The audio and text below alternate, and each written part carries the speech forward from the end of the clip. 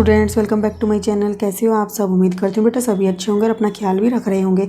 तो बेटा इसमें आज हम करने जा रहे हैं अपनी मंगलवार की यानी कि ट्यूसडे की वर्कशीट, जो कि क्या है, हिंदी की आई है बेटा, और एक और आई है आपकी मैथ की जो पहले से ही आती थी।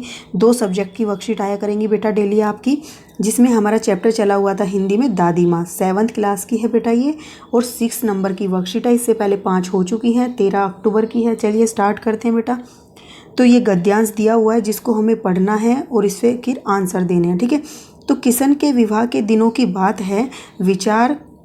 विवाह के 4-5 रोज पहले से ही औरतें रात भर गीत गाती हैं। तो बेटा आप सभी के घरों में भी ऐसा होता होगा। विवाह की रात को अभिनय भी होता है। यह प्राय एक ही कथा का हुआ करता है, और ये हमेशा एक ही कथा का होता है। उसमें विवाह से लेकर पुत्र उत्पत्ति तक के सभी दृश्य दिखाए जाते हैं। सभी पाठ औरतें ही करती हैं, और ये सारा बेटा जो भी अभिनय होता है वो किसके द्वारा किया जाता है? औरतों के द्वारा ही किया जाता है। मैं बीमार होने के कारण बारात में नहीं जा सका। तो बेटा कौन बोल रहा है? ये लेखक बोल रहा है कि वो बीमार था, तो इस वजह से वो बारात में नहीं जा सका। मेरा भाई राघव दालान में सो रहा था। तो बेटा वो दालान में सो रहा था, वह भी बारात जाने के बाद पहुंचा था। तो औरतों ने उस पर आपत्ति की। तो ऐसा होता है बेटा, कोई समय पर नहीं पहुंचता तो क्या होते हैं? नाराज हो जाते हैं रिश्तेदार, है ना। तो दादी माँ बिगड़ी और लड़के से क्या पर्दा। फिर उन्होंने बोला लड़के से क्या पर्दा, लड़के और ब्रह्मा का मन एक सा होता है। लड़के और ब्रह्मा मतलब भगवान जी, ठीक है, तो उनका मन तो एक जैसा होता है, तो उनसे क्या पर्दा। तो इस तरीके से फिर वो कहने लगी।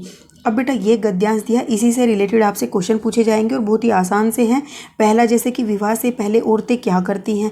तो विवाह के 4-5 रोज पहले से ही औरतें रात भर गीत गाती हैं, ठीक है।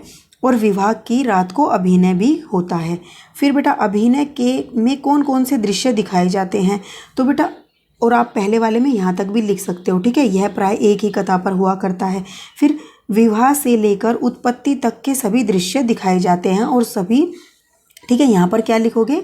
ये आपका पहले का था बेटा, और ये आपका दूसरे का है कि विवाह, उसमें हटा देना।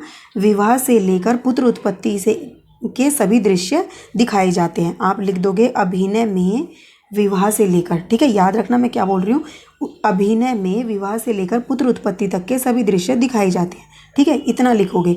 फिर आपसे पूछा है बेटा कि अभिनय के सभी पार्ट कौन निभाता है? तो अभिनय के सभी पार्ट कौन निभाता है बेटा? आप ऐसे लिखोगे जैसे मैं बोल रही हूँ, अभिनय के सभी पार्ट औरतें निभाती हैं या औरतें ही करती हैं, ठीक है। अभिनय लगाना मत भूलना आगे कि अभिनय के सभी पार्ट औरतें ही करती हैं, ओके। अब नेक्स्ट बेटा, लेखक बारात में क्यों नहीं जा पाया? तो लेखक को क्या था बेटा? बुखार था, ठीक है। तो लेखक बीमार होने के कारण बारात में नहीं जा सका। मैं हटा के यहाँ लिख दोगे लेखक, ठीक है। लेखक बीमार होने के कारण बारात में नहीं जा सका। जैसे क्वेश्चन पूछा जाता है बेटा वैसे ही आंसर करना होता है। मैं आपको तरीका बता रही हूँ लिखने का। ऐसे ही पेपर में गद्यांश आते हैं और फिर आपसे बोला जाता है लिखने को, ओके। तो बेटा अब यहाँ पर देखो क्या है नेक्स्ट क्वेश्चन। घर पर होने वाले उत्सवों समारोह में बच्चे क्या क्या करते हैं? अपने अनुभवों के आधार पर लिखो। तो बेटा आप सब भी बच्चे हो, तो आप सब क्या करते हो जब आपके घर में कोई उत्सव आता है, त्यौहार आता है?